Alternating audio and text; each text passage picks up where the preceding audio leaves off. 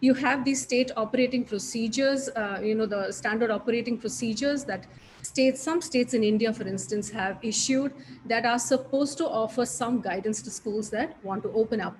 But these are generic frameworks and they are high level guidelines. And there's very much a lot of confusion that's out there about how would, say, a suburban school or a local school in a rural setting really find a way to apply these guidelines and go about undertaking certain ways of acting or working with the principal actors at the field level to go about and open the school safely. So what we would like to explore through this webinar are two key things. One is, should we be looking at a global toolbox that might offer some very specific, a specific set of algorithms, operational algorithms that schools could sort of follow, that could be applicable across a variety of settings, that could be adapted to a variety of settings. A toolbox that could talk to some principal actors, such as the school management, teachers, parents, children, and also journalists, where you would go to this place and open it up and find something in there that's just for you, a set of menu-driven options that you could apply for your school, for your setting in your community. And would it be possible to sort of connect that toolbox, the way to use that toolbox with the prevailing condition of the pandemic at that time? What would a school management professional do, for instance, if there was a new variant of concern or a variant of interest that the WHO suddenly flagged up? Would you stop opening the school at that point? Or how would this toolbox integrate with a larger epidemic alert system? And that's something that we're going to be able to discuss today. We have Dr. Prabdeep Kaur from the National Institute of Epidemiology, Government of India. She is the Deputy Director there and a member of Tamil Nadu's Special Task Force on COVID-19.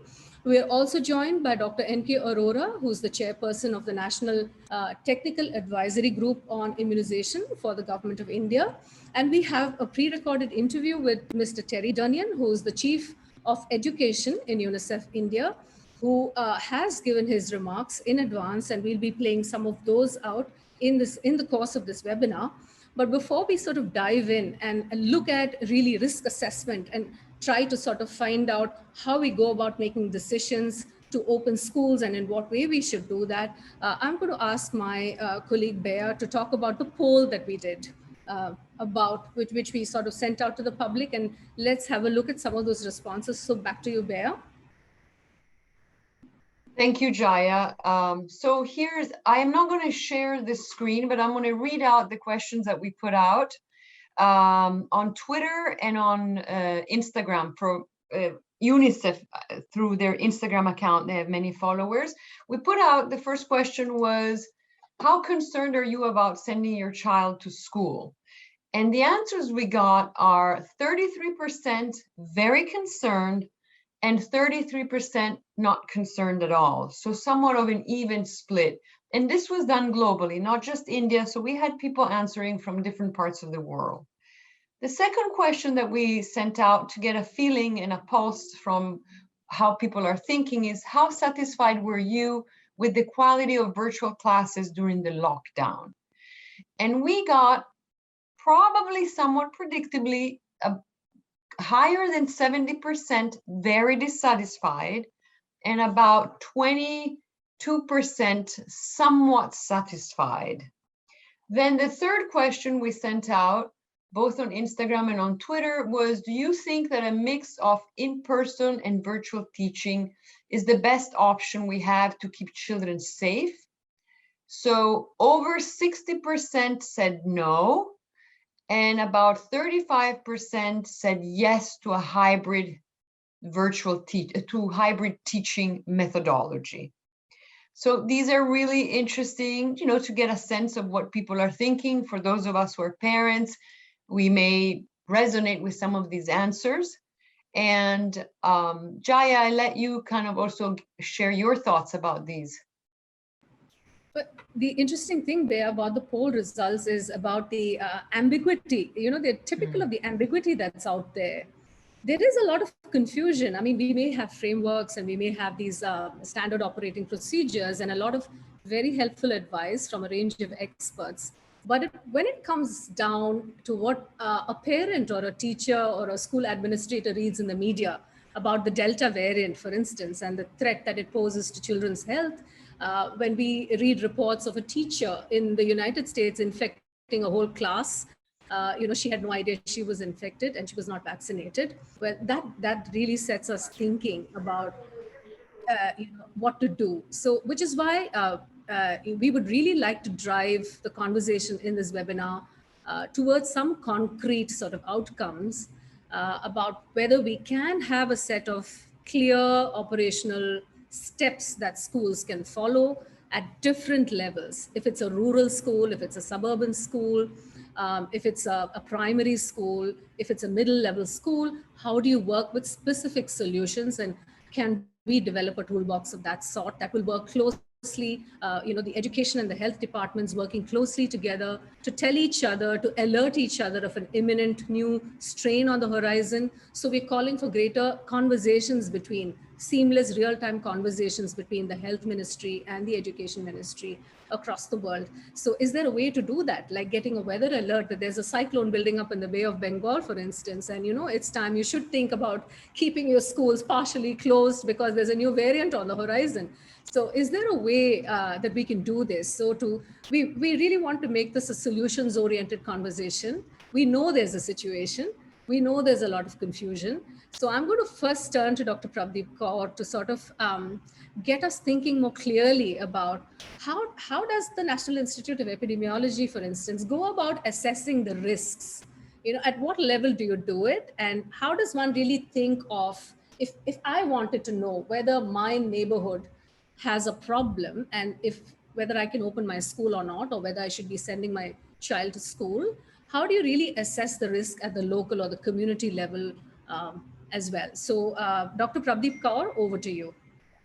Thank you very much, Dr. Jaya. Thanks for the opportunity. I request the host to enable me to share my screen, because I just want to show 1 or 2 slides to just make it easier. Yeah, thank you. I think, yeah. Yeah, so I think the question that we are asking today is a question very close to our hearts. Most of us are parents as well. And also we are involved in day-to-day making decisions about whether children can go to school or not in various roles. And it has become an ethical dilemma, because we know that there are several factors which are in favor of opening schools. We know that it will improve children's well-being. It will mitigate the learning loss. There's a lot of data which shows there is a lot of learning loss. It will definitely help even the nutrition of children who have been part of the midday meal programs and several other feeding programs in various parts of the world. And of course, there are children who have to go to work because schools are not open. And it's really a major loss in their overall development. But we do realize that there is also anxiety among parents, and I'm a parent as well. I have a 15-year-old. So I completely understand that it's natural that it's not easy for us to send our kids to school because we have poor vaccination rates, and there are a lot of other technical challenges, and we know the risk to parents, teachers, and elderly if they are in the house. So I just want to put things in context that schools are also part of the community. We must understand that they are one setting. We have multiple settings, and we've been talking about risk in congregation, risk in workplaces, risk in markets, and schools are another setting. So some of the principles that we apply are quite classic principles. And I have just shared a picture here of a possible, what we call as an alert system. So if we do have a system in place which tells us what is the level of risk in a particular community, it helps us make decisions about opening. And the opening could also be in a phased manner, as you can see here. This is just an example, and you can have many types of alert system and can be adapted to local setting. But most of these alert systems look at very simple data, such as case numbers, incident, that for given population, how many cases you have, what is the test positivity of all the tests which are done, how many are turning positive, and also the bed occupancy, which tells us whether hospitals are getting flooded. So this kind of simple system, which can tell us what is the level of transmission in the community? Are there active clusters? Are we seeing any major outbreaks? Is there a change in the pattern of the type of cases which we are seeing in the hospitals? So if we are watching all of this, it helps us in making much more informed decisions in terms of what we can open and what we cannot open. It also helps us in deciding when to close. So keeping this in mind, all I would like to say is that the schools are no different. Schools also come into this whole gamut of decision making about what to open, when to open. And some of the very simplified way, I just wanted to put it here because I know it's a diverse audience. So first of all, we can open when there is no widespread community transmission, as indicated by all these various epidemiological indicators. When we know that there are very low number of infections being reported, when we know that of the test we are doing, less than 5% are turning positive, and ideally even less than 1%. And more importantly, many of these indicators are often assessed at a level such as district, but we also need to pay attention to local clusters. Sometimes it may happen that in a big city like Chennai is a metropolitan city, overall the city may have very good indicators, but there may be a small cluster in a particular community. And therefore that may influence our decision to keep the school open or not. So paying attention to local clusters is extremely important in addition to all these indicators. So I think this is a broad framework we can use, and we'll discuss it further as we go along. Thank you. Thank you, Dr. Kaur. I think this is terrific because what you've laid out is some kind of a formula or an approach or a set of steps through which people can make decisions. My question is, how much of this kind of information is really filtering out to the public? I mean, it's all there, in the heads of the scientists and the researchers. It's sitting inside the National Institute of Epidemiology, but we don't have access to it. So is there a way that we can sort of bridge that? Absolutely, I completely agree with you. This information should be out in the open. As you are aware that the governments do put out what is called as media bulletins. Most Indian states and also at the national level, these bulletins are put out. But I think what is important is converting these numbers into information and using them for decision making. And we do see there is a gap there. And of course, we work closely with the governments and we help them in converting this data to information. But ideally, we should have more of what I would say as dashboards, which are open to the public, which should be displaying this information definitely up to a district level, but which should also be displaying some information which is more local, mentioning if there are new clusters emerging in a particular part of the city or a village, and mentioning if there have been any congregations which led to any particular outbreak specific to an area. And having all this information in the public will make everyone feel a lot more comfortable, knowing that, okay, their kids can go to school and there is no risk. So I completely agree with you that the information should be out there in the public, and scientific community like us, we are very open to working with any organizations which are willing to use this data and put it out there. Thank you. That's wonderful. Thank you, Dr. Kaur. I'm already seeing in my head a kind of a dashboard that the public can actually use. There are n number of dashboards that carry COVID numbers, but we just see them and it's a shock and awe kind of a reaction that we get. There's very little data that we can actually use to think about what we should do with schools. So that's really interesting. And we're going to come back to Dr. Kaur with more questions about risk assessment and safety precautions in the school setting. But before that, let's listen to Mr. Terry Durnian, the education chief of UNICEF India, who spoke with us earlier, who sort of gave a little bit of a global snapshot about what is it that's happening to children because of being away from school for more than a year and a half. And I'm going to request my colleague, Michael Salzwiedel, to sort of play that video for us, and we'll get a chance to listen to Terry. Michael? I think when we talk about the global level, children are being affected the exact same way they're being affected in India, to be honest. We looked at 90% of the world's student population have been out of school because of school closure. And that has a devastating effect on children and their futures. I mean, firstly, there's millions of children missing out on education. School meals discontinued, so they're going hungry. Increasingly, children are vulnerable to early marriage, child labor, and violence. So this is really impacting on children's welfare in life. I mean, we're looking at 7.6 million girls from pre-primary to secondary at risk of not returning. Secondly, learning loss. We know already before the pandemic that learning was in crisis, but it's gone from crisis to catastrophe. I mean, rote learning was able to mitigate some losses, but it's not really successful in the long term. Children really need to be in school to really affect and change the trend of learning loss. And then there's the area around inequality. We know that it's expanded globally. Between the privileged and those left behind, the gap is widened. And with countries with huge inequalities with children facing multiple forms of marginalization, they're falling farther and farther behind.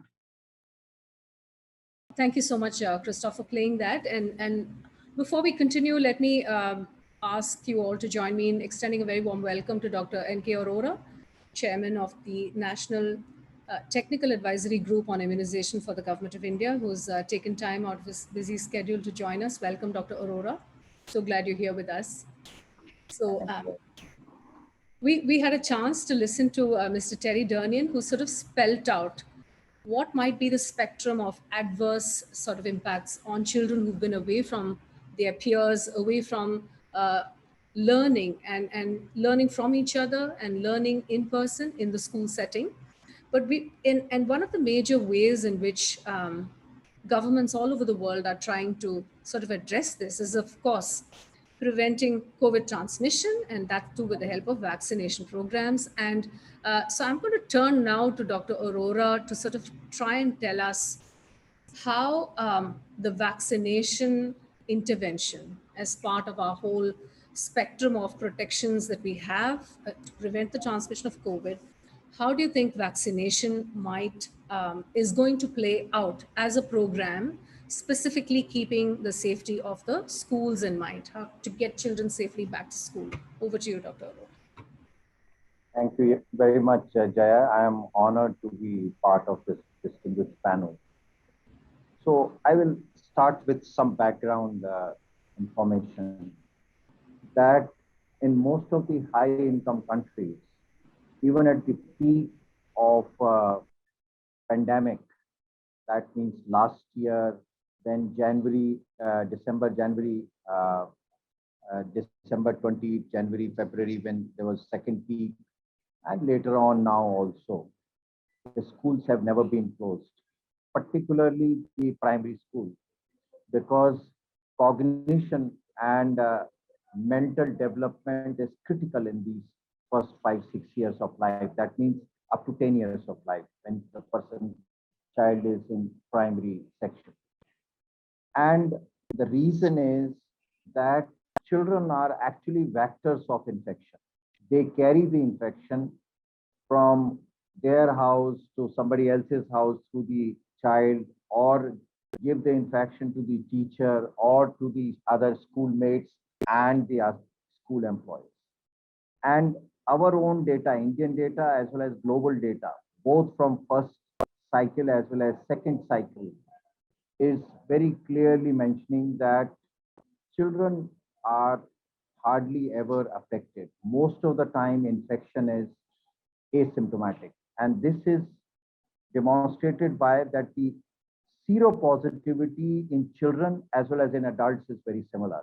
That means children are as much, even though they are in quotes, protected environment of their homes, but they are still infected. That means keeping them at home is not helping them to avoid infection. But fortunately, there are biological reasons that children do not get severe disease, and death is extremely rare. And mostly these are children who have comorbidities. So when we are opening school, actually the preventive measures are more important for the ring around the child. That means the family ring as well as the school ring that needs to be protected. And how we do this? So when a country has a good immunization program or sufficient vaccines are available for families of children and the school, then the schools can be open, even when the intensity of circulation is high. The reason is child herself or himself is not affected, but they infect there.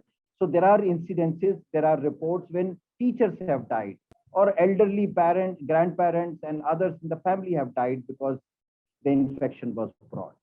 So the point I want to make here is that now when we have a rapid and excellent immunization program going on, almost 70% of adult population, that means 18 years and above, we have around 90 to 94 crores. They have got at least one dose. Plus families also fall in that. Elderly were prioritized, and more than 70% of the elderly have got vaccine doses. And recently government released an special 2 crore dosages for school teachers and school employees. So primary objective is that we should have a protective ring around child. Child is fine, even if I do not immunize. Ultimately, we will immunize the child. But at the moment, it is the adults who have to be protected through immunization. And also we have another advantage. And I would like to assure our parents here that in India, 70 to 80% of common man is infected today. Now, this is a blessing in disguise, that 70 to 80% are naturally infected. On top of that, we have immunization program. Now, that becomes a very solid kind of a protective ring for every individual, and therefore the school opening should not be delayed anymore. However, I totally agree with Pravdeep Kaur that if there is intense transmission of virus in the community or in your immediate adjoining, the risk is to adults, not to the child so much. So I was making an algorithm after having discussion with you in the morning. And so test positivity rate means if I do 100 RT-PCR tests, if less than 5 are positive, it means virus transmission is not too much. But I would rather have less than 1%. So if my positivity rate is less than 1%, I can be reasonably comfortable that not much transmission is taking place. And therefore, adults are not at risk. The second is that when schools are open, there are standard guidelines. I will not go into detail, but for the benefit in a very practical sense, when a child is noted to be sick, either fever or nasal drop or coughing, I have to take 2 or 3 actions. One is isolate that child and try to find out whether in child's family somebody is having COVID, because it means the child is a carrier and then it will follow to the other children in that school. And so child is not at risk, but it is the other. So I need to protect the elders in the. But on the other hand, if an elder, the teacher or a employee or a driver is sick, immediate testing must be done in that particular individual, because if he has or she has COVID, then she needs to be taken care of properly as per the protocol. So what I am trying to say is, schools can be opened without any fear now when we have a good immunization program, but we follow all the protocols which are laid out, and I don't need to go into that. But if a child is sick, I need to isolate and find out definitely from the family of that child. If an adult is sick, get complete investigation of that child for COVID, because there is a possibility this person may have picked up infection from somewhere. The second dimension is about which Prabdeep has very nicely has kind of enunciated, that opening school is not opening the doors of a closed building. It is mainstreaming the child who has been away from the school. It was mentioned they have seen family domestic violence, they have seen deaths, they have seen loss of wages, etc., etc. So there is tremendous mental stress on one side. The second is urban-rural. Now, I'm sure many of us who are in Delhi, we know that children are going to government schools, but private schools are not opening because parents are not sending it. Now, this is that unfounded fear in so-called upper class that my child will be better protected, which is a false, which is a myth. Because child is all, most of the children are positive, just like adults. So school is so important for their cognitive development, for their mental development, for their physical development, that schools must be open for these children.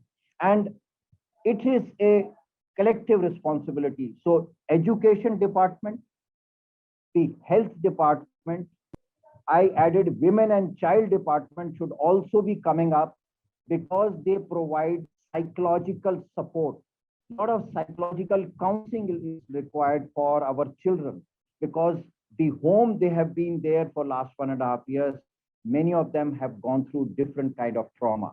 And the second dimension is that because of access to technology, we may not have the same kind of exposure to whatever effort we were making to all classes. So there is that need.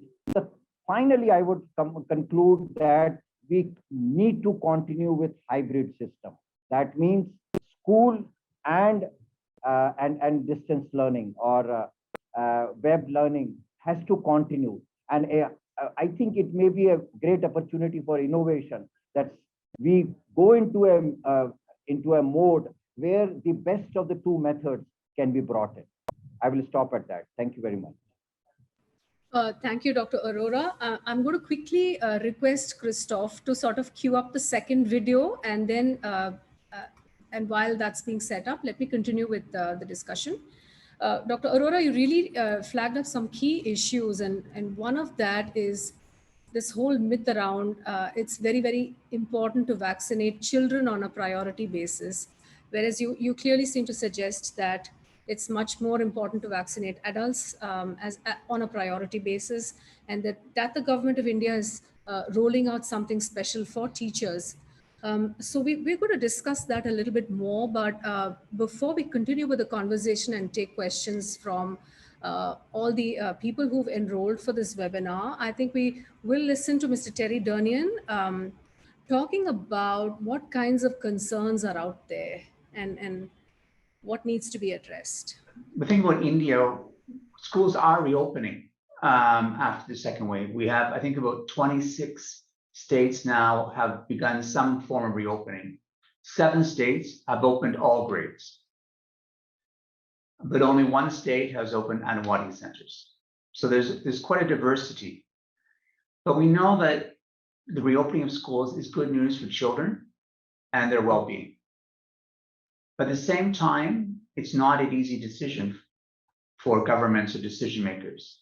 It's fraught with emotion, fear, concerns, and heated debates for and against. The concerns and questions raised by parents and community need to be addressed. And really it centers around safety.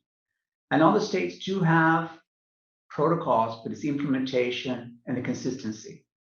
So we're looking at social distancing in class, staggering attendance, 50% in the morning, 50% in the afternoon, to reduce school numbers, better ventilation, wearing masks, provision of hand washing facilities, hygiene. But it's not schools alone. You need to involve parents and communities so they're sensitized of what's happening and they feel comfortable. So they have knowledge of what's happening in the school and they can reinforce that at home. But evidence continues to show that schools are not the main drivers for transmission. Children are more likely to contact the virus outside of school. And they may have mild symptoms, but the evidence shows that infected younger children are less likely to spread COVID than older children. So really the lesson here is open younger grades first, but it's also emotional. You're more protective of younger children. And I think as we discussed earlier, it's balancing the emotions and the science and finding an understanding between. Absolutely. So it is a highly charged and emotional issue, and the science around it that swirls around us is still unclear. So I think a lot of the fear stems from the ambiguity and the confusions that we still have. So I would still strongly sort of try and drive the conversation towards some concrete solutions and outcomes. One of which is, again, harking back to the algorithms that we need, very specific user-friendly algorithms that are easy to understand, whether it's a teacher looking at them or someone who's running a small school or a parent, that will help them make a set of decisions, like in a cascade. What do I do if there's a variant on the horizon? What do I do if my child refuses to wear a mask? What do I do if the teachers are not vaccinated in the school that my child goes to? So at every point, how do you make a decision? So those algorithms would really make a difference. But I think we're all set now to take questions, because that's what this webinar is for. It's to make sure that we are able to provide an opportunity, a sort of a bridge to two wonderful experts that we have here. And I must mention here that Dr. Arora is also a pediatrician. So that's why a lot of what he said has come from decades of experience. So I think the floor is now open for questions. I'm going to turn it over to Bea now. Thank you so much, Jaya. It was a really fascinating discussion. I do have a question that I might just pose.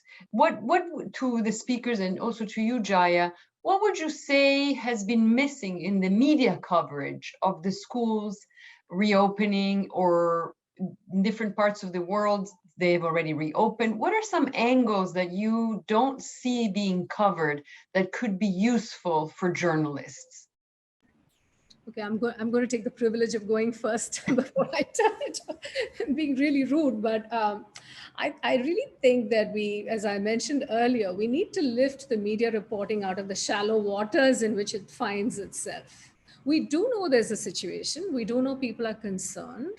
And we do know that you have to mask up, get vaccinated, promote ventilation, and promote hand washing and all the rest of it. But that doesn't seem to be nearly enough to reassure a parent or to educate a school management professional or a teacher to boldly go ahead and say, okay, I've got the guidance I need. And I think we need to have more in-depth journalism around that looks at solutions, very concrete solutions. I mean, do we as journalists know what questions to ask of policymakers exactly that might help our audiences make a decision about whether or not to send the kid to school? So I think, well, that's my personal sort of take on it, but I will ask Dr. Arora first, and then maybe Dr. Kaur can take that question. Thank you, Jaya.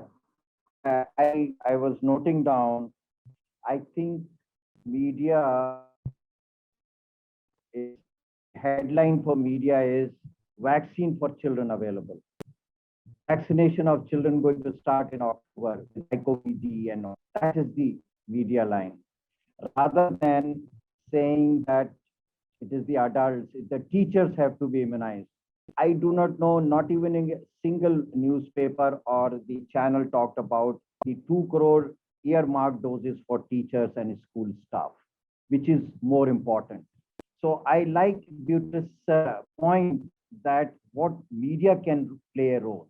Media can play the role that adult immunization is more important. So if child is coming back with running nose and fever from the school, child is at very minimal danger. It is the family members, the elders in the family who may land up in the hospital in next 5 days or so, or vice versa, teachers also. So that I think that needs to be done as headline news rather than now the Covaxin trial for 2 to 18 years is almost complete, and we should be able to have children from December onwards. So obviously the children will be immunized, and I can assure the country has made a plan that we have 44 crore children. And 44 crore children we will be able to immunize in about 3 or 4 months. It will be taken up in a campaign mode. The issue is that immunization is going to help again the adults, not the children so much. In fact, there is a talk going about whether children should really be immunized, because there are some, at least for the vaccines which are not available here, there are some adverse events, whether child should be exposed for that. So the media has to learn a little more and how to put across a more important and emphasize a more important point. Over. Thanks, Dr. Arora. That was really helpful. Dr. Kaur, you want to add to that? I think mostly you and Dr. Arora have covered the issue, but I do agree with both of you. One of the problem I feel has been the connection that somehow in everybody's mind that school can only reopen if the children get vaccinated. I quite often hear this argument from parents, including parents of children in my son's own school. In one of the webinar which was done by the school last year in January, I was the only parent who said that school should open because in January transmission was very low and my son was in 10th, he was barely learning anything online. So I feel this somehow in parents' mind, as Dr. Arora said, this concept has not been clearly understood, that vaccination, whom it protects and why is it so important. I think we need to make it very clear that vaccination is not a prerequisite for opening the schools. That message has not gone out. And second, I feel we haven't shared enough positive stories. We know that many states and many countries outside India have been keeping schools open, but I haven't come across enough media coverage of that, saying that these schools have been open for so long, and yet we did not see any serious infection among children, which tells us that it is okay for children to go to school, because it's very hard somehow for parents to understand that the child will not get a severe infection. They want the risk to be like zero, and somehow it's very difficult for them to feel reassured. I think it's important to share positive stories. It's important to clearly send a message across. Vaccination is not a prerequisite. And of course, we must encourage vaccination of all adults in the family, especially the elderly and comorbid and parents if they have a school-going child, but not let the child's development be sort of hurt because of this lack of vaccine for the child. In addition to that, I feel we have also not openly talked about low risk of severe infection among children. That itself has not been adequately covered by the media. So giving a more balanced perspective rather than creating a fear would give more confidence to parents. Thank you. Thank you so much, Dr. Jaya. I have a few questions that have come in, some directly to me, some in the chat. Let me start with the first one. One question is, how do we convince school management in rural areas about reopening schools? Maybe there's a difference between urban and rural. So one question is that. The other one is, maybe I'll just put it out so you can think who can answer. Will hybrid learning lead to a holistic development of a learner? So how can hybrid learning really empower students and bring a holistic development to a student? So maybe these two, rural areas and hybrid learning. Any takers?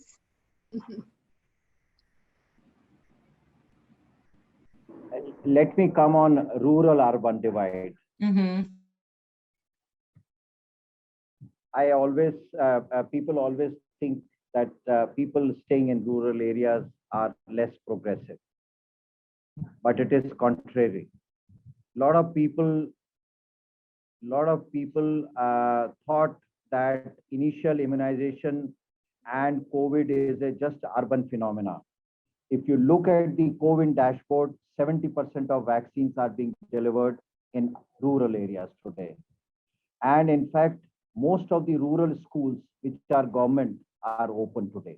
I'm coming, day before yesterday, I came from Meghalaya. I was deep into East Khasi Hills.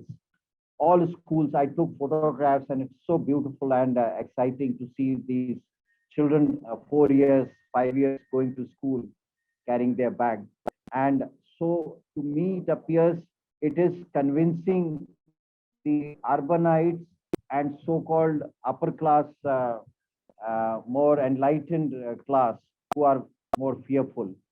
And particularly the discussion about involvement of children during so-called third wave and other things have also, I think, adversely affected the morale of some of those who are more enlightened. So, even in, I think in Delhi,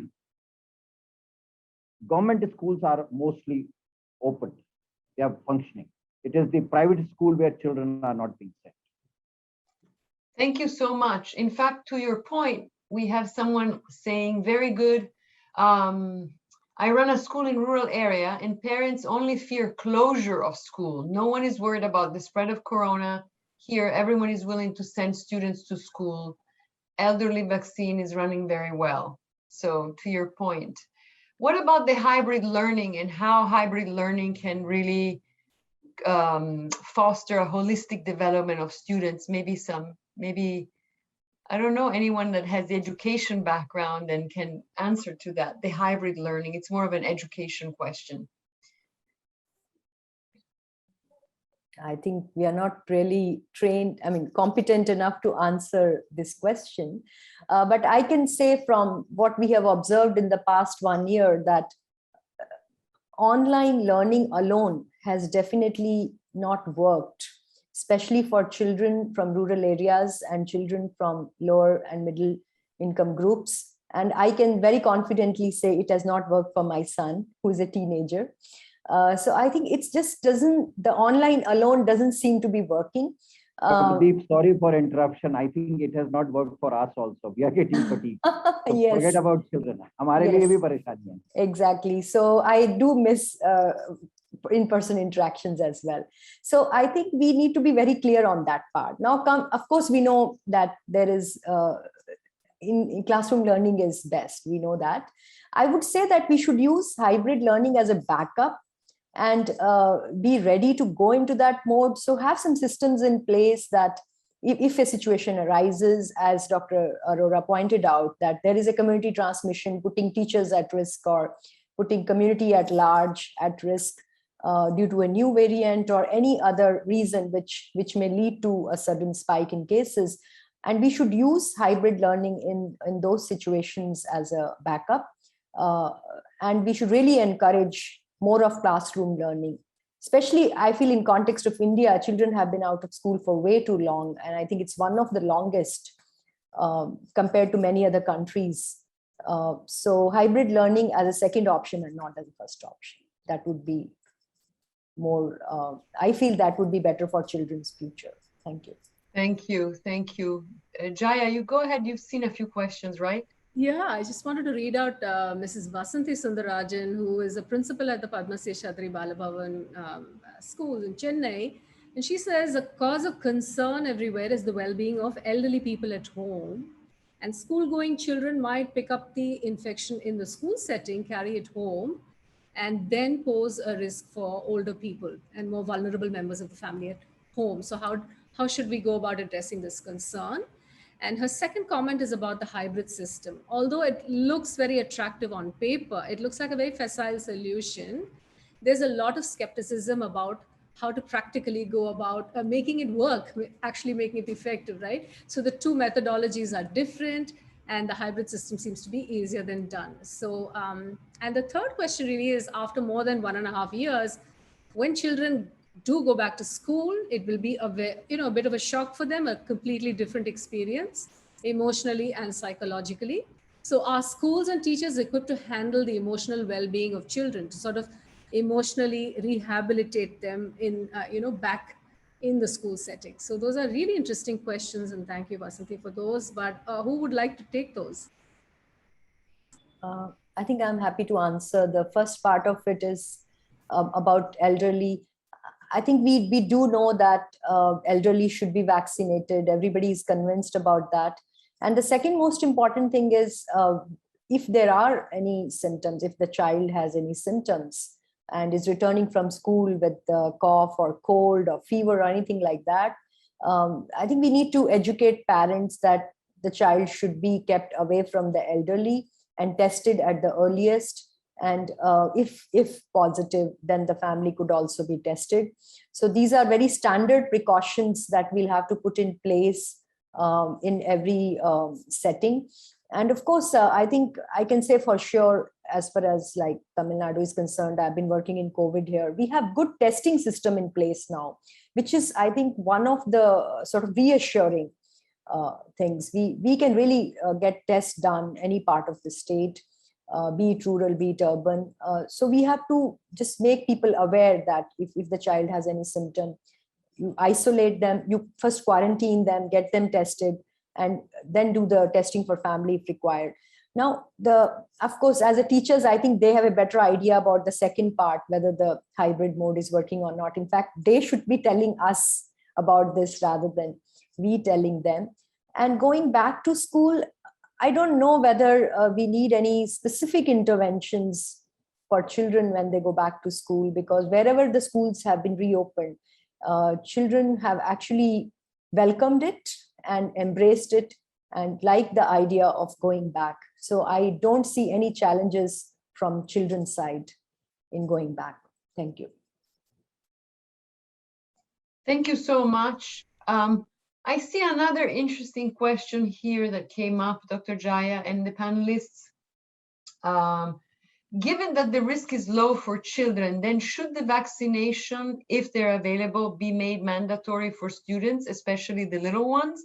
I think this is a big question because also of the recent Pfizer sort of testing and data coming out on younger children. What do you all think about this? Should it be made mandatory for younger children, given that the risk is low? That's an important question, Bea, because I think it's coming from someone who teaches primary school. Mrs. Teresa Sitaraman teaches primary school, so I can see why she's concerned. But yes, absolutely. Who would like to take that? Dr. Aurora, maybe?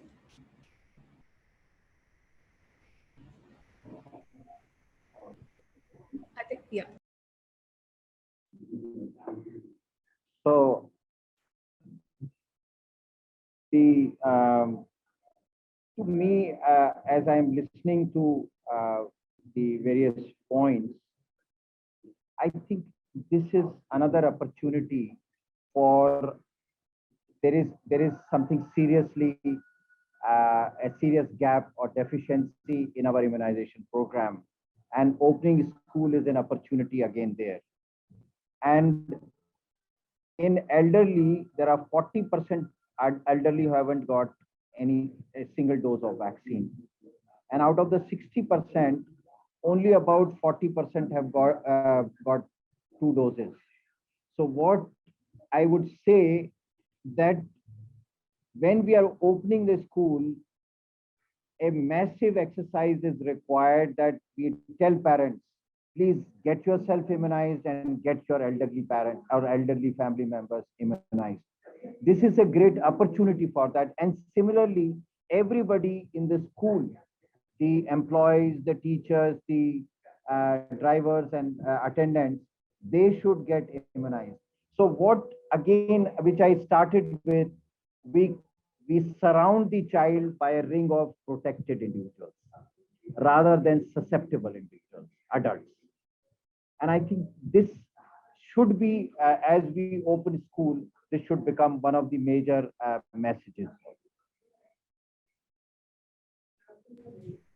Thanks, Dr. Arora. But there's another question from Miguel Miller. What do panelists think about prioritizing children versus, giving booster doses to the older people or those who are immunocompromised? I mean, this might be a question suited to the US. Let me take it up. This is a contentious issue. If Israel gives booster or if USA gives booster, doesn't mean that we should be giving boosters. We have a very unique situation I started with. 70 to 80% of Indians are naturally infected. And if these people get even a single dose, it's like booster. If we get two, it is like a double barrel protection. The key is that all adults must get the vaccine booster, whatever data. In fact, Prabdeep knows that there is a national vaccine tracking platform operational at ICMR headquarters. Many of us have been involved in that. And that shows that even single dose is very effective in India. 97% protection from death, and 2 doses protect us 98%. So it's the time for booster is not there. Yes, you have raised very important point. In children also, there are 4 or 5 conditions. I will not like to spell out because they will be formally kind of made public. But these children need to be immunized because the risk of getting severe disease and death is about 7 to 8 times higher as compared to other children. So that is going to come up, and these children will be picked up very rapidly for immunization. But even otherwise, even these so-called children with comorbidities, when they get infection, the risk of severity is at least 5 times less as compared to a normal 18-year-plus adult when they get the infection. So I think God is particularly kind to these young friends of ours. And so the fear should be on us rather than for child. And we should, now the immunization program is very much there. There is no shortage of vaccine. All of us should take this another opportunity to get all parents immunized and the family members.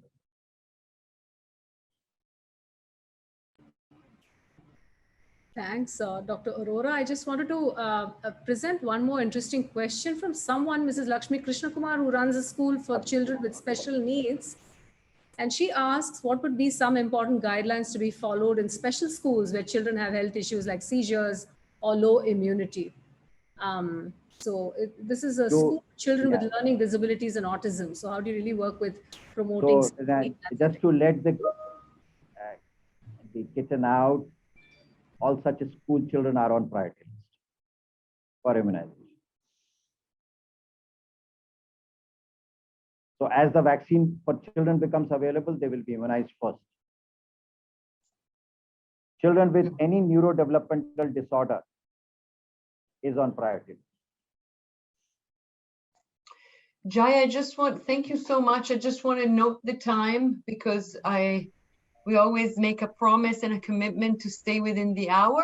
So it's 10:02. Maybe, is there any other pressing question, or maybe we can thank our panelists? There is some interesting commentary about the Pfizer vaccine that looks like it has been approved in the US for a smaller dose for children 5 and up. And that's of course, that's another story that journalists need to look into. I mean, Pfizer itself is sort of sharing the data and saying, let's go ahead with the vaccine for children 5 and up. But I think journalists also need to question and keep on asking questions that might seem also uncomfortable at times, but that's the role of the media too. So any thoughts, Jaya? And then I'll leave it to you to thank all our panelists. Sure. I wondered, Bea, whether we have time to play the last clip from Mr. Terry Durnian to sort of sum this up. Yes, Yeah, by all means. yeah. So while Christoph is queuing it up, I think I will just quickly summarize by saying a huge thank you. Okay, we're all We ready. need to look at through reimagining education that we can address learning loss and development needs of children. I think we have once in a lifetime opportunity to reimagine and scale up programming. And we realize now that education is not restricted to classroom walls. It's a big lesson I think we need to take forward, linking home learning to classroom learning, and how do we reinforce each other. But I think the real thing is really to get children back in the habit of coming back to school. Because the challenge now, children have lost that habit, and there's a greater risk of children not returning going forward. We can only build back better by building forward and taking these lessons with us. So have some good come out of this experience over the last year or so.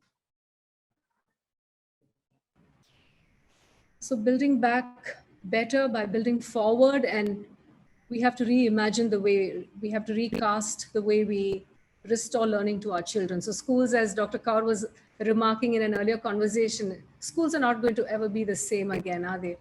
So we have to sort of be flexible and adapt to the new norm that the pandemic has sort of brought into our lives. And we don't know whether there's another pandemic around the corner.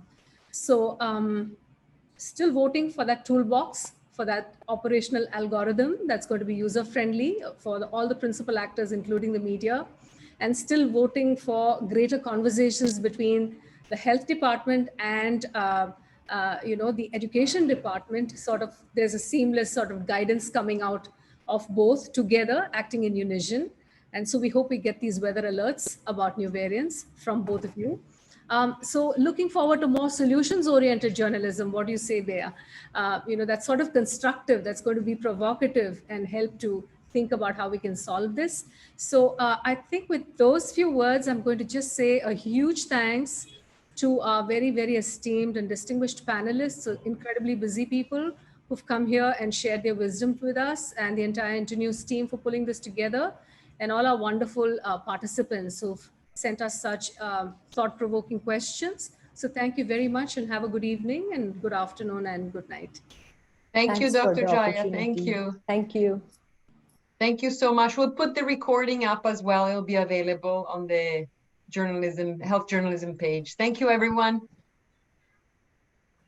Thank you so much to the entire team and UNICEF for this wonderful, amazing session by you all. Thank you. Thank you. Yes, for sure. UNICEF colleagues have been very, very instrumental. Thank you so much.